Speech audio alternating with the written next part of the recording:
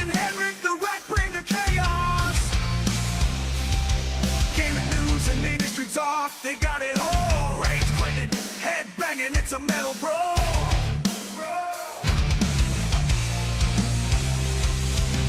Mental meltdown, gaming in flames. Chris and HenricK bringing the thunderous rage.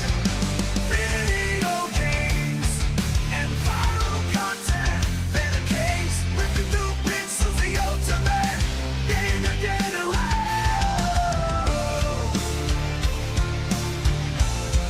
The ultimate.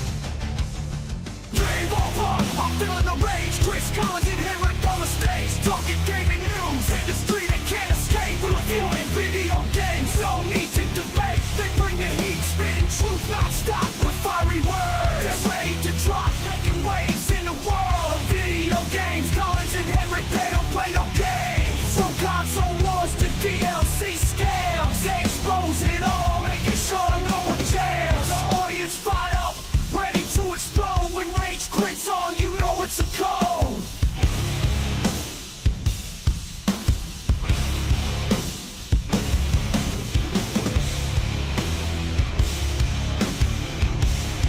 You know it's a code.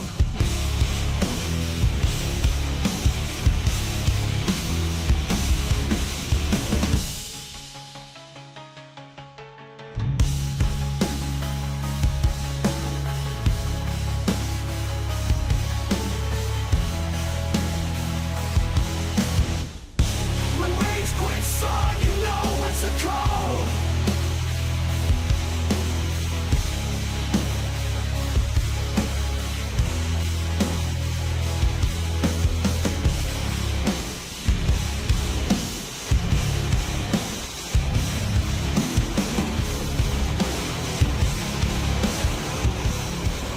Rage quits. Rage quits. I'm losing my mind. Chris and HenricK, they're fucking gaming all the time. Rage quits. Rage quits. It's a love-hate affair, but I keep coming back. Ain't nothing else to compare.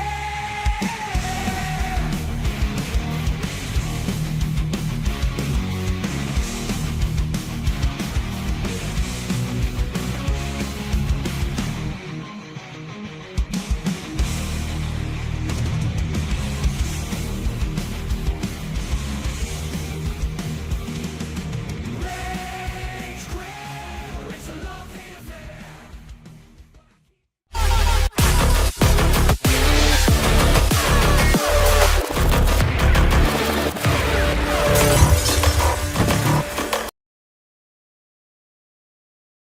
What's raging, gamers? Welcome to Rage Quit Video Game Talk Show. How you doing, HenricK the Wreck? Chris, the adrenaline is pumping. It's time to rage. Right? We got so much to discuss, and we're so excited to have you, the gamers, always joining us live every Wednesday night at 6 p.m. Pacific Standard Time. And without your support, gamers, this show would not be possible. So HenricK the Wreck and I, we like to have some fun. Start off the show with a bang and show you guys a lot of viral content that's been circulating all across the World Wide Web. So let's get it. Popular streamer Nadeshot was already frustrated with his teammates in Marvel Rivals and decided to let loose with some classic trash talk. But the chat box had other plans. What followed was a moment so cringeworthy it could have canceled him faster than a bad tweet. So thank the Lord he is streaming and recording at all times. If you haven't seen it, let's go ahead and take a look. Oh, wait, that looks really bad, bro. Ooh, shit. Ooh. Whoa, whoa, whoa, whoa, whoa, whoa, whoa. Whoa. Whoa.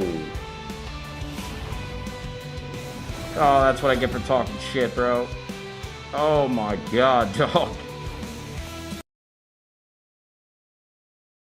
Oh man, That's scary. exactly what he gets. No, yeah, you That's really so said scary. it. You nailed it.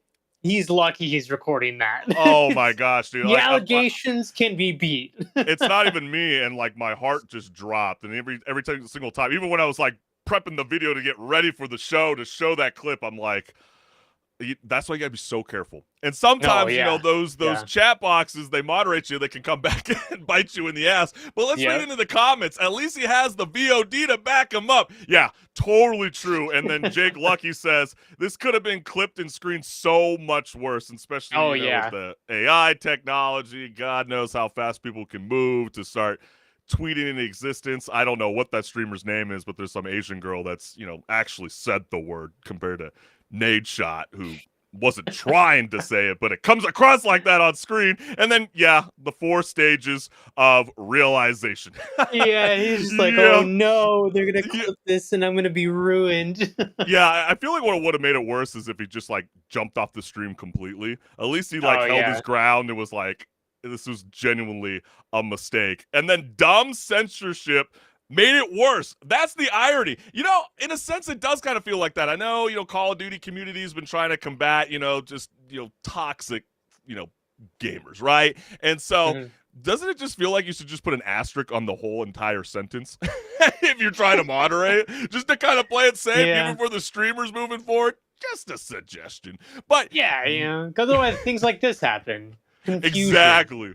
But this was probably one of the coolest streaming setups I've ever seen in my life. So Kai Cenat has taken streaming to heroic heights, revealing the over-the-top room setups for his Batman Arkham Marathon. Because why just play the game when you can also look like the Cape Crusader while doing it? So complete with the full outfit, Kai's stream is now the Bat Cave you never knew you needed in your life. So let's go ahead and take a look.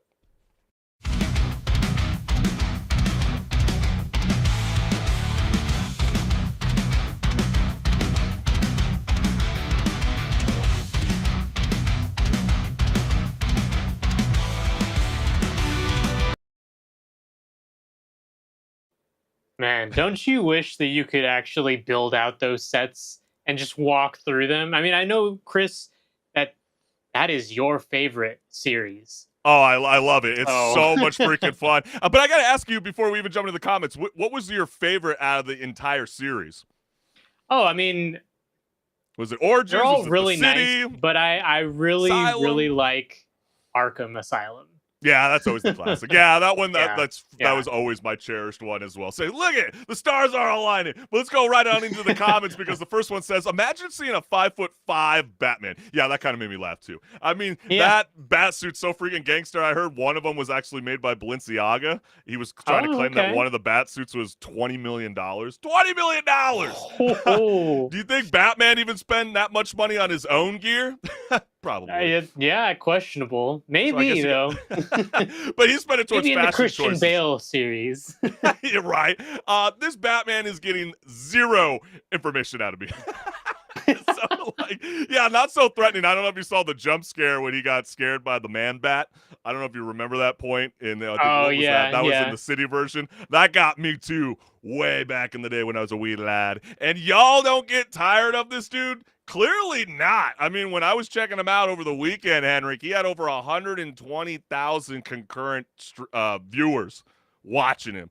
That's wild. Truly, truly legendary. And I mean, keep up the good fight, man. I think it's really, really cool. Yeah. I love a good cosplay, but my mom kind of killed it for me. She kind of killed the whole dressing up for Halloween, like maybe when I was in middle school. So I haven't really been that cosplay person. Maybe I might break out one of these days. Who knows? Yeah, you should. Because I see you doing it all the time. You and your girlfriend always got killer outfits. Do couples costumes or I love it. I think it's so freaking cool. But you know what? To get that kind of money, maybe we got to be on Kai Cenat's level or even Mr. Beast. But you kind of start to wonder, like, what does he do with his money? Or if he actually starts to, what is he thinking about in his future? Well, Mr. Beast revealed that he wants to buy a League of Legends esports team in 3 years. And this is not the first time that he's mentioned it, but it's a confirmation that he's still pursuing it because apparently giving away islands and a millions wasn't enough. So at this rate, expect him to own a whole esports league by 2030. So if you haven't heard the clip, let's go ahead and take a listen.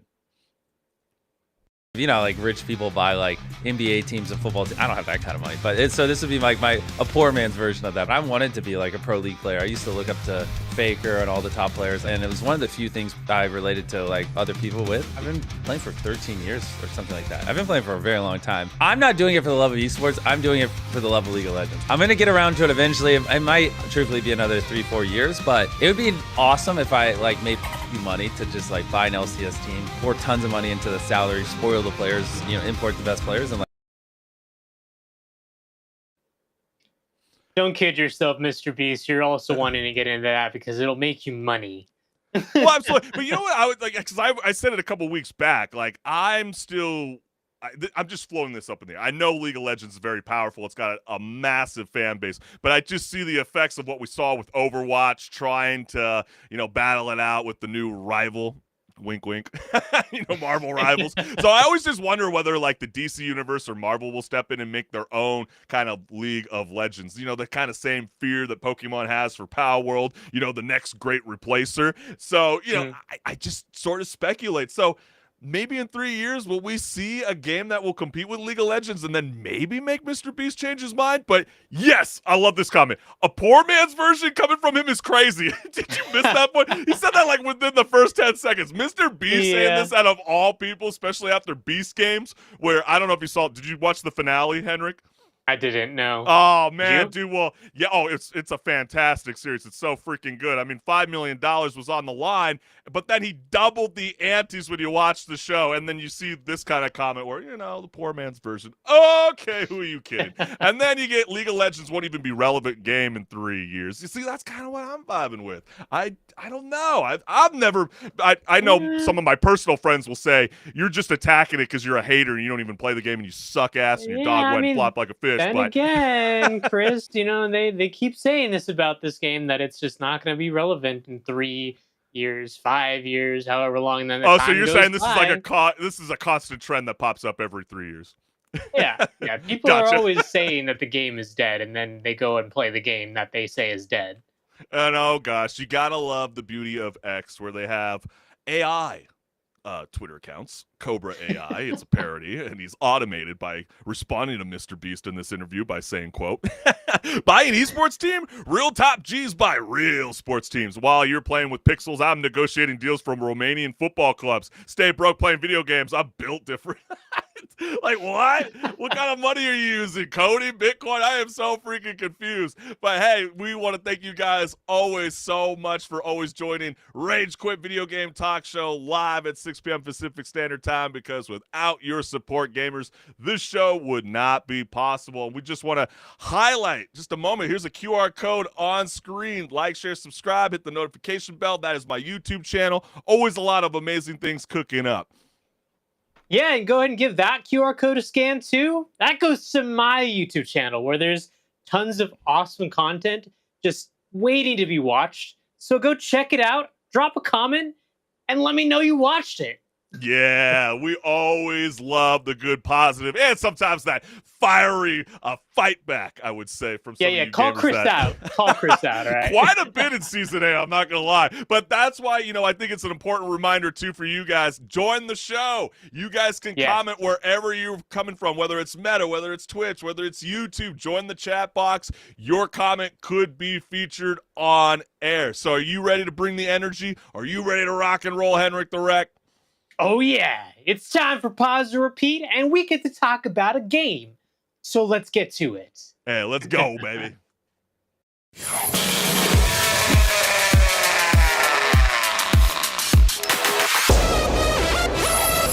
Hey everyone, this is Pause or Repeat. Here we figure out whether a game is really worth your time and money. Today's game is Avowed. This is Obsidian Entertainment's return to the Pillars of Eternity universe. They've been cooking this one for quite some time, at about 6 years with a couple of reboots during production. So did they deliver a good product after it all? Let's dive straight into the gameplay and see what it has on offer. The gameplay of Avowed is first-person action combat. It has the standard RPG mechanics for progression, namely a leveling system with points that you can use to develop attributes and also skills. As for the combat, you have a choice of melee, magic, or ranged bows and firearms. The game also has a quick swap mechanic, allowing you to have 2 sets of weapons to easily swap between on command. You'll find plenty of enemies as you explore the world and also encounter bosses. Accompanying you are your companions Kai, Marius, Giada, and Yatsli. You can have 2 companions with you at a time, and they also have a progression system to level up. As you progress the story, you will also obtain special skills that are used in story moments and elsewhere. Speaking of the story, let's go over that. Avowed has you jump into the world of Eora. You are someone who has been blessed with godlike features since birth, which manifests as fungus growing on the player character. The Emperor of Adir takes you in as an envoy, seeing promise in you. He then sends you to investigate the Dream Scourge, a mysterious plague that induces erratic behavior in its victims before eventually turning them into dream thralls. But now the question still stands. Pause. All right, I know what everyone's thinking when they see that gameplay, because you and I, Chris, we saw the gameplay and we saw the same thing when we first saw it. Is this Skyrim? Yeah. It's not. And then, Obsidian has also said, don't compare it to Skyrim, but come on, guys. Come on, you really always have to compare it to it, You right? have to. Because And so my question to you, Chris, is yes.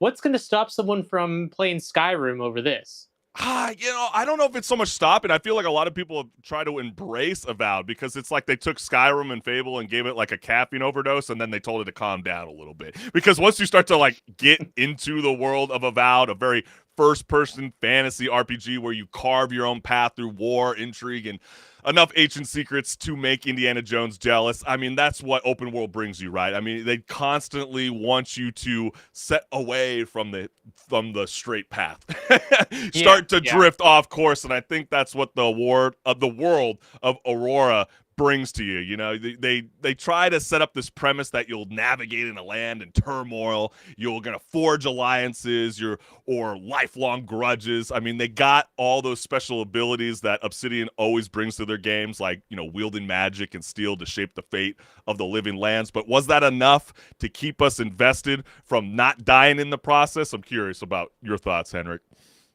Well, when it comes to the exploration, that really is the high point of this game, because like you're saying, that's really the point of it being open world, is they give you this vast open space to go explore, and they really encourage you to do that. And early on, before I even got maybe 4 missions, like story missions in, I was out there exploring as much as I could. I found some legendary boots, and I was having a good time.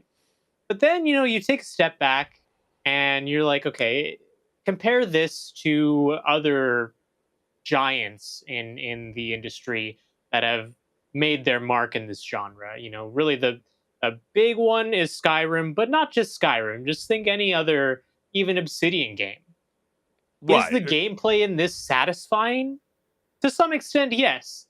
But does it feel like it's 2025 satisfying?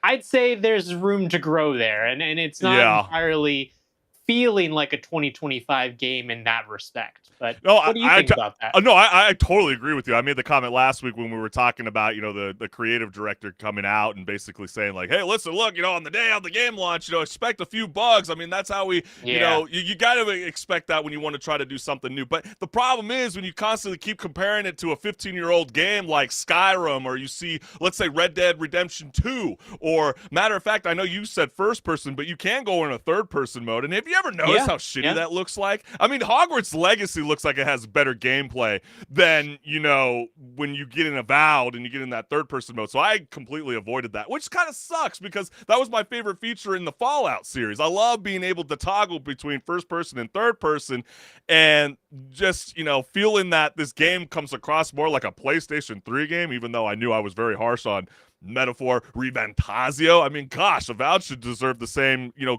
same critique. I mean, it's they try to give you this hodgepodge understanding, like we understand it doesn't have that deep RPG mechanics that you might see in, like, let's say Baldur's Gate 3, but rather a more streamlined action RPG that keeps things fun without overwhelming casual players. But then you can also argue and say, maybe there is a reason why Elder Scrolls needs more time, because you look at this and you start to think, wow, this is actually more of a fun game to play through the Xbox Game Pass instead of actually paying $70, because, yeah, if you love the world of exploring open world full of loots and hidden paths and quests and upgrading your gear, sure, there's plenty of games like that. So what is it that Avowed's going to do to make me want to come back? And I don't know. I felt a little disheartened. I wanted to really like this game, but yeah, when you're going back and looking at the games like Red Dead Redemption 2, Skyrim, even Oblivion, the game that came out before Skyrim, and you're seeing the level of detail, and just what I mean by detail is not entirely just like the graphical fidelity, but just like, okay, these characters in this world have an actual schedule that they take I was part in, just about to and say that, things because like you that. And said it's like, that last week why about did- Kingdom Come Deliverance 2. Yes, And how you yes. loved how the NPCs didn't feel stagnant, right? Exactly. And this game doesn't have that. The NPCs, they just don't move. They stand in the same place from day to night. They never go home. And it's like, this feels like a video game. I'm not immersed properly. Well, it feels stiff, and I think Lack of detail that the game has.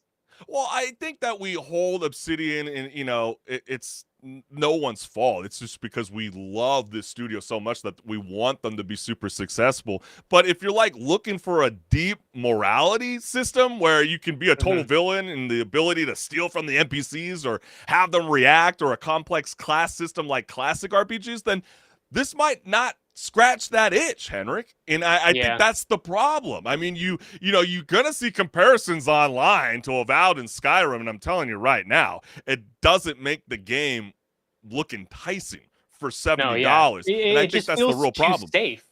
It feels like they almost, in a sense, copped out and said, yeah, we could try and innovate here, or maybe take a chance on this game mechanic here and give the keys to the kingdom to all these different systems to the players. But do we really want to do that when we could just do this and kind of streamline the experience for people? And if they are okay with that, then perfect. But if they're not, we tried.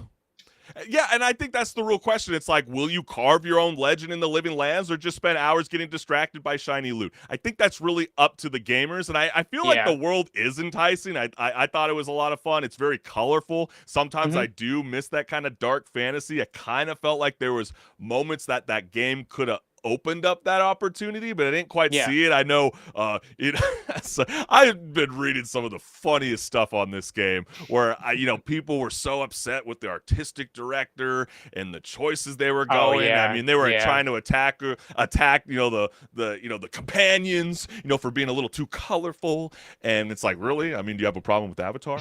Because they have blue skin. I mean, what's going on? I mean, if that's the reason why you're not playing this game, that's a little sad.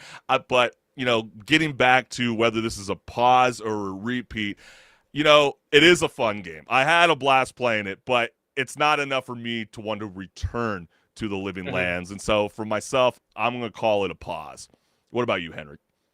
Yeah, this is a pause for me as well, which is unfortunate because, like you said, this is a dark fantasy story, and I do appreciate that. The story is really interesting. It's just that because of the fact that there's a lot of concepts thrown at you, it's hard to grasp the story immediately, and then the gameplay, like we were explaining, doesn't really feel like 2025 gameplay. So for me, it's a pause.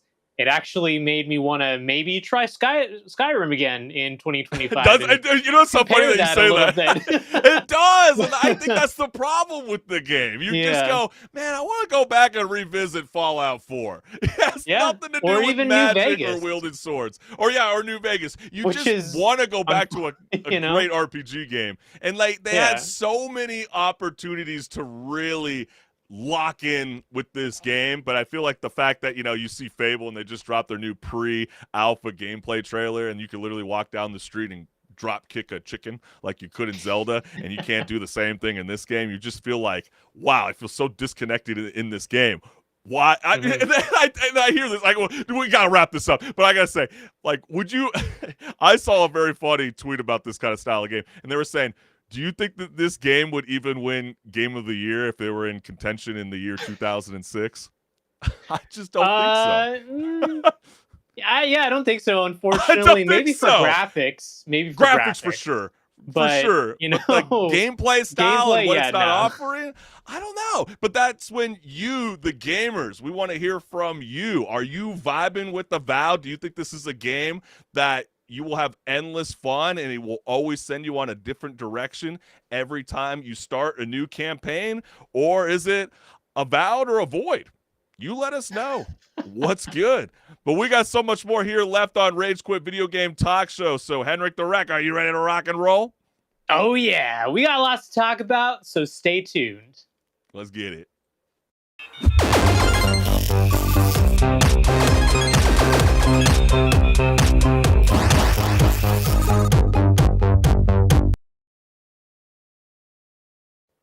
What's good, listeners? Welcome to Patch Notes, where my co-host HenricK and I discuss gaming news, industry talk, and so much more. Let's get it. Microsoft has officially entered the AI makes everything now era with Muse, an artificial intelligence model designed to generate video game visuals and actions, because who needs human animators when you have algorithms running on Mountain Dew and server power? Okay, all jokes aside, it was developed in collaboration with Ninja Theory, one of Xbox Game Studios' finest, they say. And Muse is here to revolutionize the game development, or at the very least take some of the workload off of the overworked developers' teams. At least that's what they claim. So Microsoft claims that Muse can create entire game scenes that would typically require painstaking programming and animation by actual humans, because I guess animators don't want to do their jobs anymore and they need the help from the AI. So why? How could this be? Well, by using data collected from Xbox gamers and their controllers. I thought we had a problem when Pokemon Go was taking our geoscoping. I guess, yeah. Xbox, you're supporting AI, whether you knew it or not. But anyways, by using data collected from Xbox gamers and their controllers, meaning all those hours you spent button mashing in Halo might now be fueling an AI's artistic ambitions. But the most eyebrow-raising feature, game preservation. Like emulations don't exist. But Microsoft says Muse AI can study classic games from its vast backlog catalog and optimize them for modern hardware, which hopefully means less unplayable relic and more nostalgia trip with at least a little bit of decent frame rate, right? I know HenricK needs that on his handy-dandy, expensive PC. But of course, this AI-powered push comes as games development costs continue to skyrocket, and studios are looking for ways to keep production from turning into an endless money pit. But how do gamers feel about Muse? And that is the time where we are going to find out in the comments. So let's go ahead and check out the first one. Why hire CEOs who make shitty decisions? Why not employ ChatGPT as your CEO? No more bonuses for the suits needed. Hey, you know what? If you're going to pull the same logic on us, we're going to do the same to you. Yeah. Is what everyone's saying, basically. Yeah, I feel like Muse could really help with like the storyboard process, help, to kind of bring, like an early stage of artistic expression to life. But I don't know if we're quite there yet. But then again, you talk to some of them old school gamers from the 80s and they start going, man, you guys got it really, really good in 2020. You know what I mean? Like, you guys got it really good. I mean, is this too far-fetched after all, HenricK? Well, if you look at the gameplay that it actually spits out, it's really a blurry mess. Yeah, it is. So it can't be perfect like right you away. Said, maybe it's never going to be perfect even, I'd say. It maybe could be interesting as, like you're suggesting, maybe a way to get some ideas out on paper and something visualized before it's solidified as an actual, okay, we're doing this. Right, especially with multiple studios getting closed, a lot even at the beginning of this year, definitely last year. thousands of workers have been replaced with this kind of AI technology, and you just wonder sometimes the amount of money that they're putting into this kind of Muse model. Couldn't they just funded like thousands of workers back into the workforce? You just speculating. But you know what's good at efficiently replicating the behavior of a game engine in real time? A game engine. True. Yeah, well, fair enough. And then you get the term AI has no meaning anymore. It used to be a term associated with robots and sci-fi. Now it just makes me depressed and disgusted with society. Do you feel that way, HenricK? I don't. I feel like it is a great tool, but I mean, at the end, I mean, if you're people are constantly losing their job, that becomes problematic. I mean, I feel like if you want to be in this industry, especially even when not even just video game space, television, film, maybe even theater. I mean, if you see some really badass theater, you'll see that they'll use some of the most latest technology out there today. I feel like if you want to be a part of the arts, you got to embrace with the times, but I'm curious on how you vibe with this. Yeah, AI is one of those things that if it's going to be as widespread as people are expecting it to be, you are really not going to be able to get away from it. Now, just like any tool, like a hammer can be used to drive in a nail, but a hammer can also be misused as something else. Yeah, very true. Per se. So with AI, it's a tool. You can use it in the quote unquote correct way, or you can use it in a misuse of the tool and decide, hey, actually, I don't think I need 3,000 of you anymore. I'm going to fire all of you and replace you with AI. Yeah. Well, what's going to happen then? Maybe your quality of work's not going to go up. It's actually going to go down. Yeah. I hear you on that one. And then you haven't got enough maybe studies for people to really say yes or no on that for sure. But I think you can kind of get an idea. Oh, yeah, absolutely. And what's hilarious is that we already have the answer for preserving video games. Just release the source code. However, that answer does not please the investors. I mean, money. Money's always going to talk.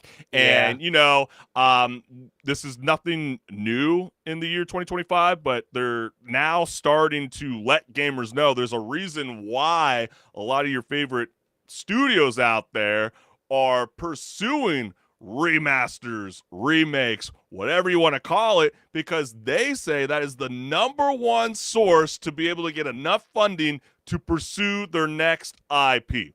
So if that's the case, I believe Xbox feels like that's where they're at as well, because clearly they're not in the console wars anymore. They're all about being like the next Sega of the modern gaming world, being the next great studio out there producing fantastic games. And so you just kind of wonder sometimes, will they use that AI tool to ramp up the process of some of their older games to be pushed out in, let's say, an HD format, 30 frames per second, no 120 for you, HenricK.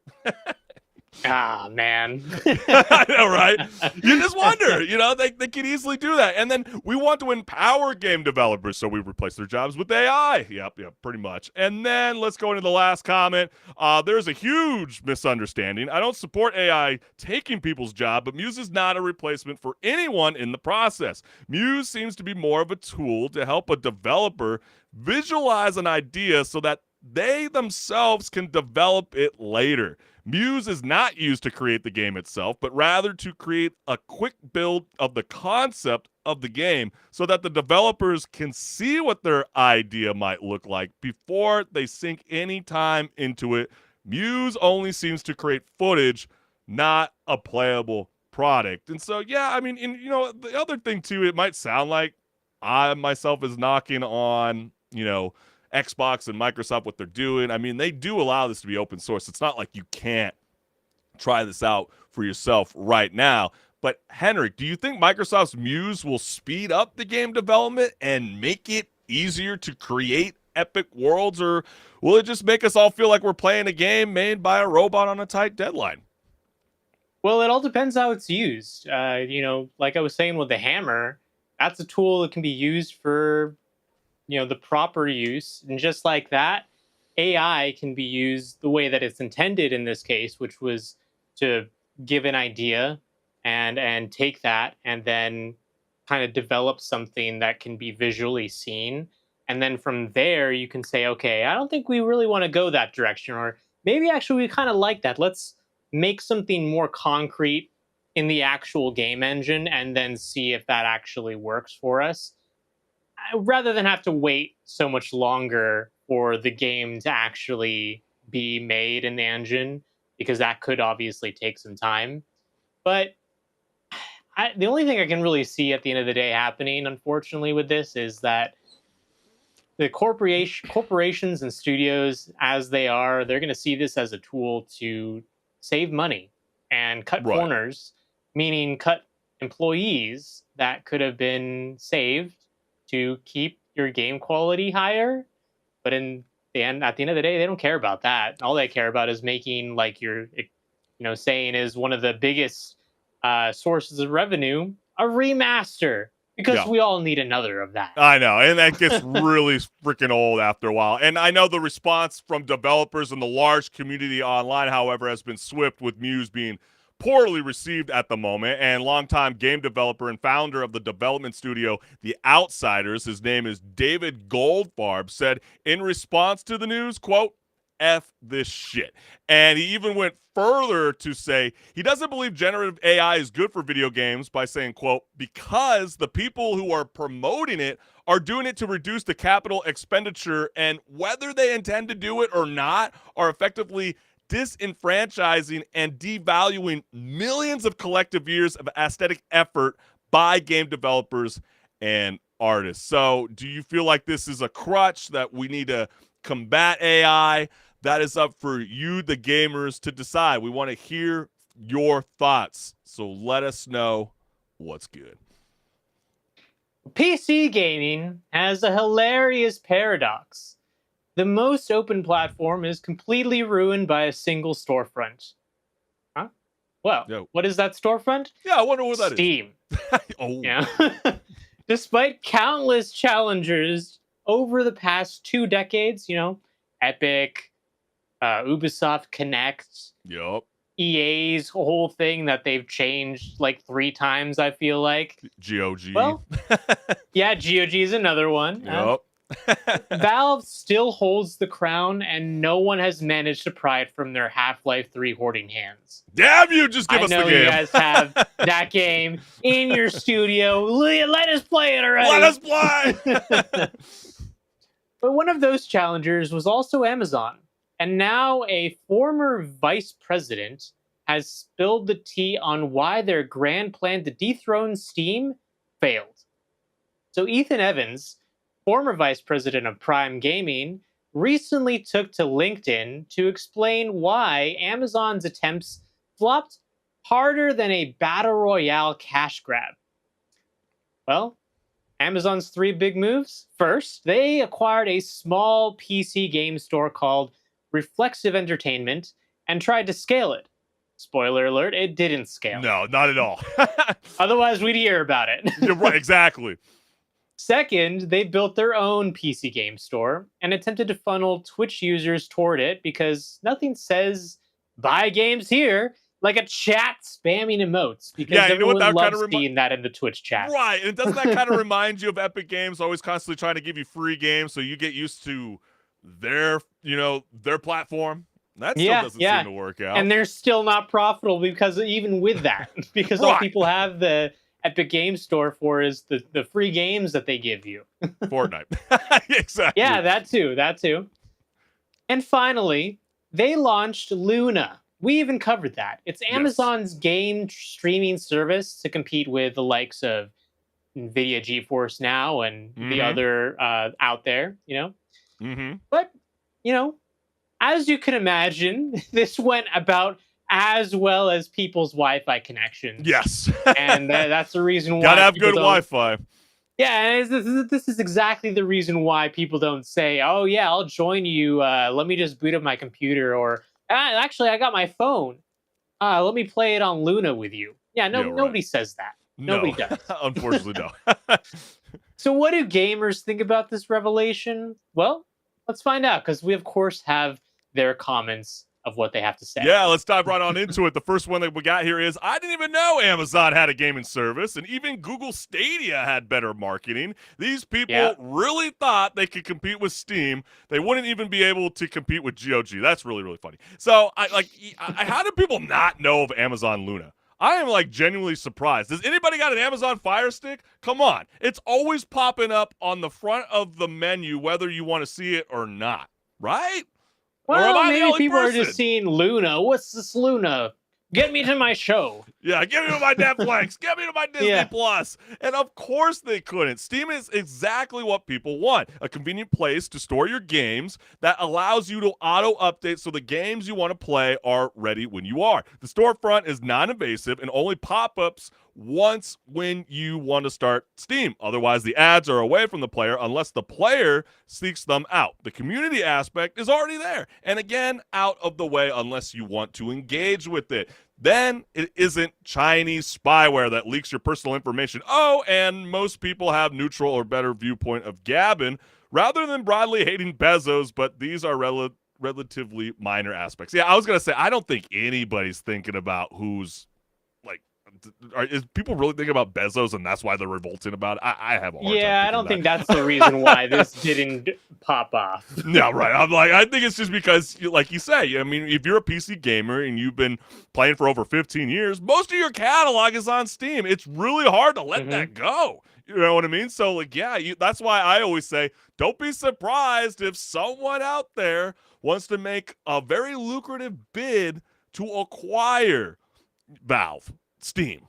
And I truly feel like that will be the case whether gamers will like it or not, because money does talk in the end. I kind of feel like Netflix a little bit, but I could be totally wrong. And then we also got comments like this. What value are they adding other than we also sell games? Steam has service, community, history, etc. And then a follow-up comment says, and customer trust. Not saying Valve has a spotless record, but they are absolutely taking steps to protect the customer rather than their wallets. There's a 100% chance that if Valve wasn't private, the faceless corporate assholes would ruin Steam.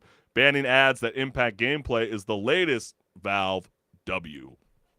Yeah, I mean, what do you take from that, Everyone always praises Valve for their customer service and their customer forward thinking, rather than thinking about just the business, because obviously the business is an aspect that they think about, but their business is the customer. And unless the game, it feels like, obviously, probably not exactly But like that, you even just referenced it too with like the Vita Go, for example, and we know that PC gaming is very, very expensive. Okay, it's really expensive. Not everybody gets that luxury. And then on top of having to pay for a new AAA game, you're going to be paying $70. I just wonder whether some of those platforms like, PS Plus, the Vita Go, you name it, that start offering you, pay us $20, $25 a month, you get an unlimited access of library of games. I wonder if that's going to start to give Valve some problems. Do you think that would ever happen anytime soon? At least in regards to the people in the PC community, there would have to be some big shakeups, and it wouldn't be cloud streaming. I think that would actually pull the majority of PC gamers off of Steam. It would actually be probably someone buying Steam, like you were suggesting. Okay. If some other company did like a very enticing bid for buying the company, but the whole idea because they're small, Steam, well, that's the thing. No one actually knows their value because they're private. Yeah. But from Gabe Newell's perspective, at least from what we can see, because we don't want to know for sure what he's thinking, but what we can see is that he sees Valve and Steam especially as just a money printing machine, because it's just a storefront that everyone has. Why would you sell that to anyone at least as long as he's alive, I don't think anyone's going to sell that company. Hey, fair enough. And you also get comments like this that say they offered literally nothing to make their service more appealing to the consumer. This is just an out-of-touch suit. Laughing out loud. Amazon was never Goliath in gaming. That was and remains Steam. So what? Amazon's David? Okay, it is amazing to see that Amazon has so much money, and even money can't pull the gamers towards their world. But yeah, you need to have that kind of incentive. But then you get comments like this. They weren't just competing with Steam. It was also GOG and Epic Game Store. 3 marketplaces is already too many for most people. Yeah, I mean, you say this all the time. Remember we discussed about all these PC game launches? Like, oh my gosh, can we like minimize this already? And so like, it's hard to compete in that market. And at least GOG offers a different product. They have newer games on it, but the majority of their appeal is right in the name, quote unquote, good old games. Steam, Amazon, and Epic are all playing the same market, and Steam is the front runner by both the status quo bias and just being a better platform. And, other people can't stand that, you have to have a PS sign-in when you jump into your PS Plus, stuff like that. We covered it with, like, Helldivers 2, a little bit of that kind of factor where you could just jump into your, your launcher with Steam, click the game, jump exactly in. People like that. It's not a hassle to try to play some of your favorite video games. And let's get into the last comment, because it says it's hard to get people out of their established ecosystems, especially when everything is proprietary. And Steam was the only show in town for a long time. So we are all very deeply invested, literally and figuratively, in our Steam accounts at this point. Yeah, that's kind of what you and I have been saying right now. Yeah. And it's actually very similar to how people feel about the Apple ecosystem. Like, you've expressed so clearly on the show sometimes, I would never switch to an Android. I want to have my iPhone, and then you point out that I have an Android phone. Yeah. No, I think Same thing. I think that's actually a really, really fair point, because, people are going to get accustomed to what they know best. But then I guess that's the thing, we can kind of joke and say some of you old school PC gamers out there like Gen X, and you guys are the ones that are, leaning back on the wall, smoking your stogies, judging the, the next generation ahead of you or coming, up. And I just kind of wonder whether, Gen Alpha, Gen Beta, I guess that's what they're calling them moving forward. Like, will they expand on their Steam library? Because, we're starting to see a slow decline of video game sales, and that's why, gosh, I mean, even did you see the news today that Dragon Age the Veilguard already is gonna be a PS Plus game in March? That just I was like, immediately shows that it did not hit the success that they were hoping for. Yeah, and I mean, it's so to go back to this subject matter, do you think Amazon's former VP had a real shot at toppling Valve Steam, or was it more like trying to knock over a mountain with a squirt gun? Because I just kind of wonder, will we ever see a worthy competitor, or is Valve just too busy making millions while we all wait for Half-Life 3? Yeah, it's definitely, at least I feel like, not going to happen as long as Gabe Newell is alive. Now, maybe if he does end up passing away and whoever then takes a hold of the company after him decides to go down a different route, or maybe sell the company to another bigger company, it just, for now at least, reminds me of the classic Tony Stark meme from the first movie of like, Tony Stark built this in a cave. Well, Valve built Steam when there was nothing else, and you put all this money in, and you can't beat it? You're right. What's going on? Right. I mean, they assume that the size and visibility alone would be enough to attract customers, but they don't quite understand the video game audience, and they definitely underestimated the power of existing user habits. And so we just wonder, whether there will be a new dawn, a new day when people do eventually move away from Valve. Will you guys, girls, do you see that happening anytime soon? Will we see Steam eventually competing with a new competitor? Let us know what's good, because it might be accurate to call Amazon a Goliath, but calling Valve a David, that's whether you and I to speculate another time. But let us know what's good. Yeah, Well, what's going on with there's a big leak going on, Chris. Yeah, it's just, it feels like every 2 or 3 weeks, it's just, this studio is just getting the worst luck. Ubisoft, well, Assassin's Creed Shadows is already out in the wild. Well, at least for those with black market connections or a really good Facebook marketplace algorithm, because a month before release, copies are being streamed, leaked, and probably sold out of a back of a van somewhere. Remember we used to get really good knockoff deals on speakers waiting at gas stations? No, don't remember those days? Okay, maybe that's probably not safe. But anyways, Ubisoft has confirmed the game's street date has been broken, but how these early copies escaped is still a mystery. So one X user at @DannyStevens_, who has now gone private online, by the way, claimed he bought his copy off Facebook Marketplace and even shared the photos of the box and installation screen like it was a rare artifact. And as you can see here on screen, 85 gigabytes, that's actually not too bad. I know some people would get scared by that. They go, no! But I mean, it's an open world game after all. But meanwhile, that wasn't the only one. A now deleted Macari listing where someone was casually holding multiple copies, like they just robbed an Ubisoft warehouse, each one selling for $100, okay? And then let's not forget Twitch, okay?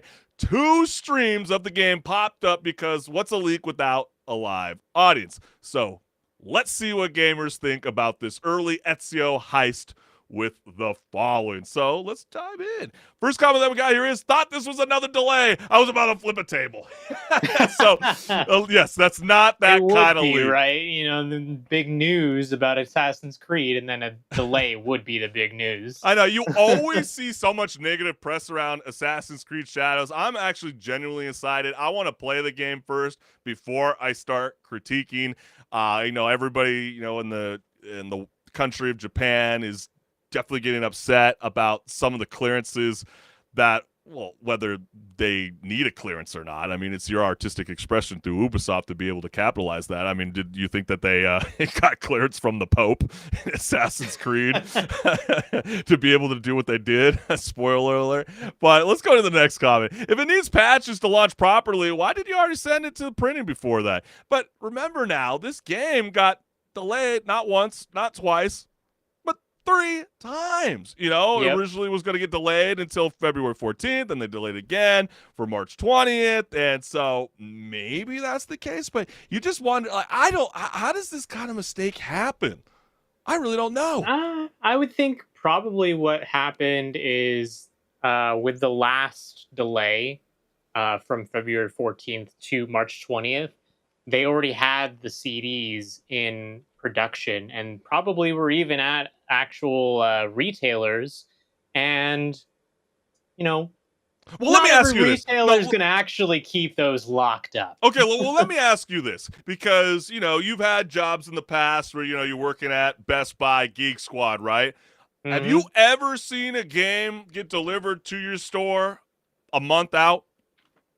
Maybe not a out? month out, but we've definitely seen the games on the shelves in the back, just waiting to be put on the actual shelves, maybe like a week before at most. Oh, week before, mostly. Yeah.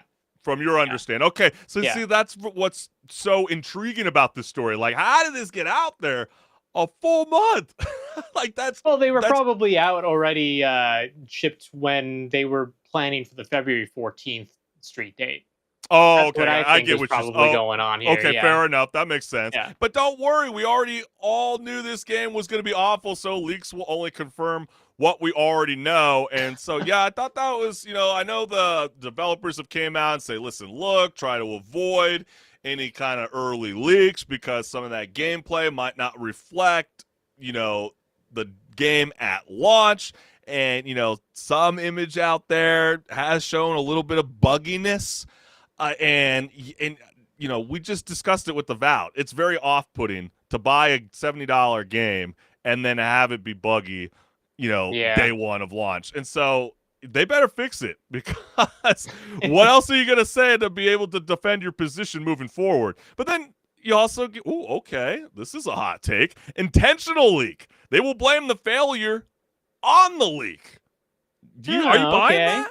All right. That's I don't know like if I'd quite the. buy that, but hey, put on that tinfoil hat, I guess. Hey, with Assassin's Creed Shadows, you never know. I mean, people are definitely been questioning why they didn't choose a historic. Well, actually, I don't want to go there. Someone's going to fight me in the chat box. Yes, okay. Because, everybody's got a different interpretation of how the Black Samurai was, where was his allegiance with the Emperor's family, what was his ranking. No one really knows because, we can only got him in, in transcriptions, right? So that's why it's a little bit difficult. But it's an interpretation at the end. And when has Assassin's Creed ever been historically correct?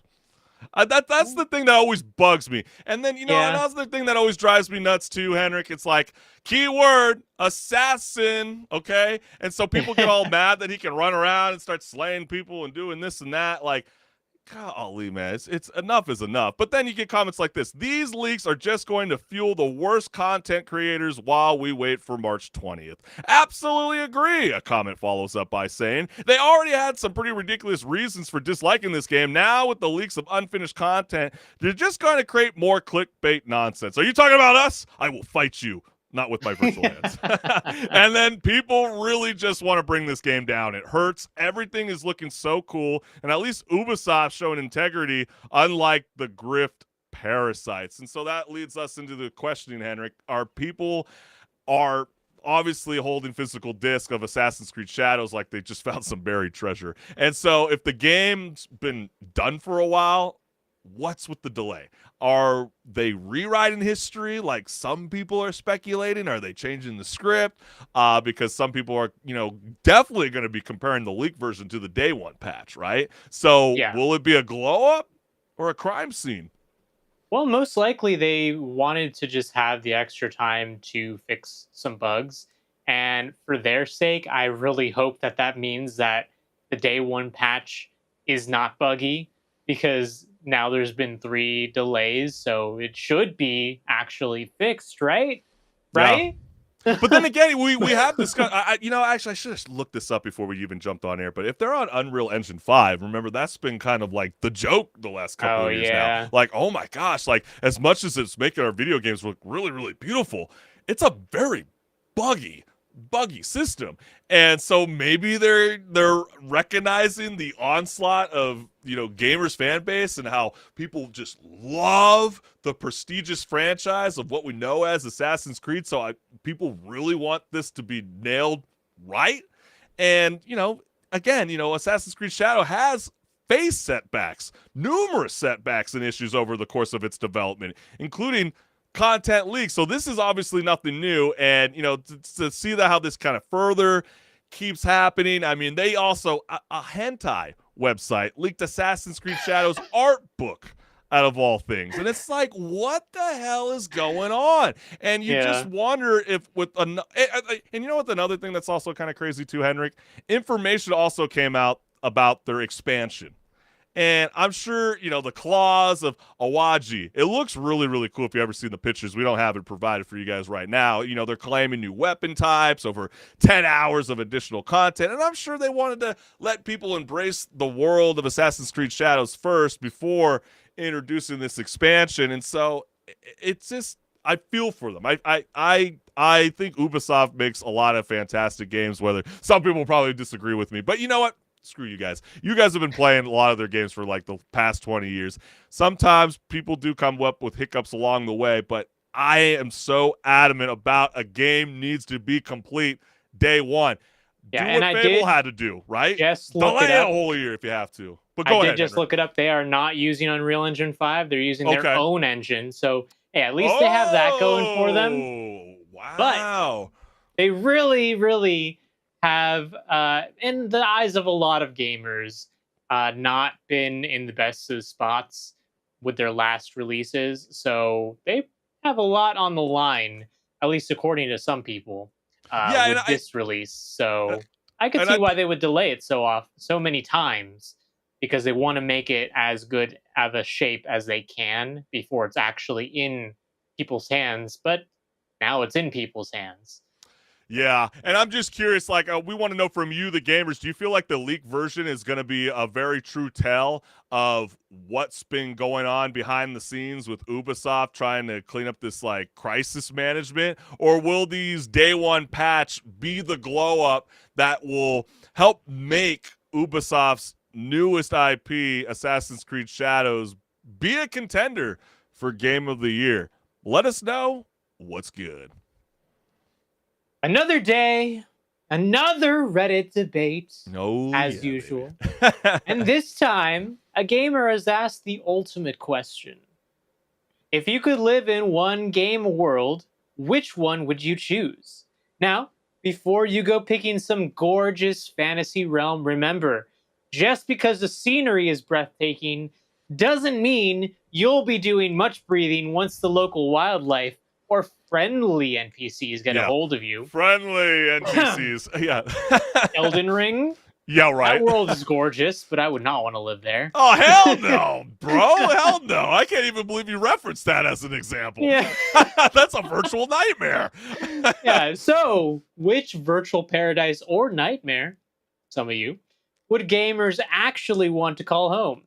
Let's find out. Apparently HenricK thinks Bloodborne's his place. No, I'm just kidding. I can't speak for him. Hey, that's a nice looking world. Right. Would I live there though? No. Right. Well, the first comment that we got here is The Sims. Most of the bad events are goofy enough, they don't feel so bad. And then we got a follow-up comment that says, then you realize the player is controlling you and you find yourself trapped in a deep pool and the ladder disappears. That's what I was exactly thinking. And I was really or you get heavily stuck in a room with no doors. Okay, true. Yeah, you could be in. Wow, I did not think that far ahead, HenricK. Will I have loose windows? Holy No. cow! No way to get out.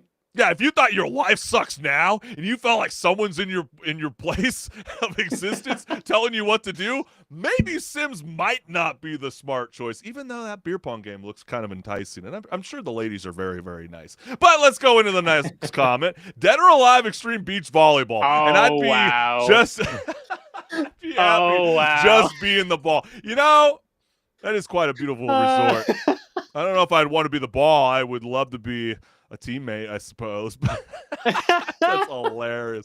And then, probably one of those porn games on Steam. Oh, God. Really, dude? Oh, my. And then wow. there are much better ones outside of Steam. You guys are some cheeky bastards. That's all I know. Wow. Just don't pick that Hitler one that I've seen. You know the one. I do know the Jesus. Definitely Animal Crossing. The world is crying out for a revolution of what? Oh gosh, I can't even read that. Let me hit you with this one though. Isabella gives you the stare. You know the stare. I don't think you want to have that stare looking at you. I'm also looking at that eagle on screen, and he looks I don't know if I'd want him showing up at my front door.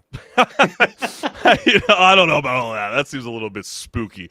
And then you got Pokemon, without a doubt. Agreed. Becoming a trainer is super easy, and even if you didn't want to be a trainer, there are so many Pokemon adjacent jobs that you could have. But yeah, have you ever considered walking to work? I mean, have you never seen the first episode of Pokemon? I mean, my gosh, Ash Ketchum, that's why you man. get the bike, so you can get there faster. Oh, yeah, so let's connect Ash Ketchum or yourself to a metal bike so then Pikachu can turn on you, electrify the bicycle, and then you're dead. No. Yeah, HenricK. Yeah, you didn't think about it because I thought of it. Of course, my childhood memory said Pokemon, and then I had to be like, you know what? This Reddit thread question is actually harder than it sounds. No, hell to the no, I'm not living in Pokemon. Do you think that you can have one free day in the water? Just chilling in Lake Havasu, and then you're gonna have a fat ass Snorlax and a Gyarados just hanging around, and then Ho-Ho flying in the sky, breathing his bullshit. No. And then the next comment we got here is, I'd be a traveler in No Man's Skies, infinite worlds, eternal life. You better know how to use that suit if you're going to No Man's Sky. That's all I'm gonna say, because space. No, I don't know about all that. But HenricK, which game world would you live in, and how long do you actually think you'd survive before becoming an NPC side quest objective? Maybe this is my N64 nostalgia, but I've always found, looking back, that the N64 worlds look really comfy. Like, I'd love to just step into maybe Banjo Kazooie, that Okay. world, or But I got that creepy Yeah, witch you know, looking you- girl. I don't know if I want to see her in real life. Hey, She's- you don't have to go talk to her. I guess You that's just true. live out your life in that world. I think you could survive. I Okay. think I'd survive there pretty well. I think you have a little bit more faith than I do, but go on. But what about you, Chris? What would you go to? I was really thinking about this, and I don't know if this is a cop-out or not, but I'm going to go with it anyways. If I could live in any video game world, I'm packing my virtual bags, and I'm moving straight into PGA 2K25. And yes, I know it's not even out yet, but I'm already sold, and this is why. You're going to be catching me living my best life, casually hitting 18 holes on the world's most beautiful courses without breaking a sweat. No expensive club memberships, no sunburns, because I got to look like the lemon cake, not the strawberry shortcake, all right? And there's no angry golfers yelling at me for slowing down the pace. So it's just pure pixel perfect. And what really is there to be a threat in that world, huh? Yeah, Nothing. I just don't see that. I mean, I guess the only threat that could be is will the water feel wet? Or will I just have to clip through it like a glitchy NPC? Those are stuff that's running through my head. Or what about those bunker shots? Will it feel like real sand, or is my controller or my body will start vibrating like aggressively in protest? And make the swing, and then it's like, oh gosh, this is not like golf after all in the end. But either way, I'll be out there. I'll be virtually thriving and loving every second of my 0-calorie country club lifestyle. So that's my choice right there. But we want to know from you, the gamers. I mean, what are you guys vibing with? What kind of video game world would you want to live in? And again, no nightmares. Be real. What world could you survive in? Let us know what's good. But man, this has been such a fantastic show, and we can't thank everyone for tuning in live to Rage Quit Video Game Talk Show. So make sure you like, share, subscribe, hit the notification bell so you never miss a live show. So there it is in all its beauty. That's where you can find my YouTube channel. Yeah, and bask in the glory of that one, because that is my QR code. It goes to my YouTube channel. So don't miss out, because there is a lot of awesome content on there, and it's just waiting to be watched. So go drop a comment. Let me know you're watching. Yeah, let us know what's good. And we will see you next week, Wednesday, live at 6 p.m. Pacific Standard Time. And again, guys and girls, we can't thank you enough. Hold on to your controllers. We will be back, and enjoy the weekend. Play some kick-ass video games, and we'll see you soon, fam. Peace.